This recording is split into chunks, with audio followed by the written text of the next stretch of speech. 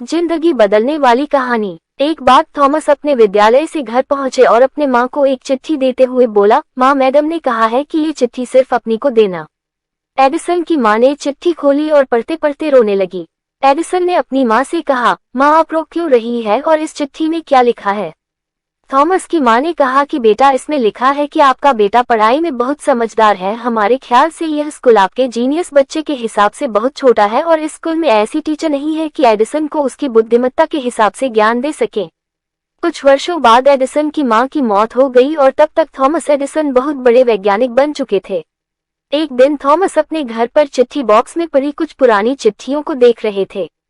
तभी उनकी नजर उस चिट्ठी पर पड़ी जो स्कूल के दिनों बचपन में थॉमस को टीचर ने माँ को देने के लिए कहा था। जब थॉमस ने उस चिट्ठी को पढ़ा तो वो हक्के बक्के रह गए, क्योंकि उस चिट्ठी में लिखा था कि आपका बेटा दिमागी तौर पर बीमार है, हमारे टीचर उसे और नहीं पढ़ा सकते और हम उसे विद्यालय से निकाल रहे हैं। प्लीज आप थॉमस को घर पर ही पढ़ना शुरू कर दें। उस चिट्ठी को पढ़ने के बाद थॉमस एडिसन बहुत भावुक हुए और उन्होंने इस चिट्ठी के बारे में एक किताब में जिक्र किया कि थॉमस एडिसन दिमागी तौर पर एक बीमार बच्चा था जिसे उसकी मां ने एक बहुत बड़ा वैज्ञानिक बना दिया था।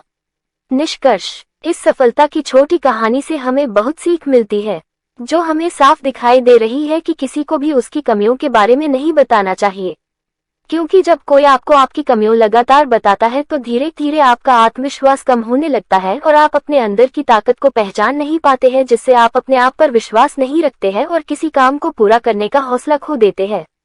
और यह बात है क्योंकि जब आप कोई काम कर रहे हैं और कोई आपसे कहे कि आप अच्छा कर रहे हैं तो आप और अच्छा करने की कोशिश करने लगते हैं, मतलब आपका आत्मविश्वास बढ़ता है। थॉमस की ने अच्छा किया, क्योंकि अगर वो थॉमस को उसकी कमी के बारे में बता देती तो वो कभी आविष्कारक नहीं बन पाते, जो बात थॉमस समझ गए और इसलिए उन्होंने कहा कि थॉमस एडिसन दिमागी तौर पर बीमार था और फिर उसे उसकी मां ने एक महान वैज्ञानिक बना दिया।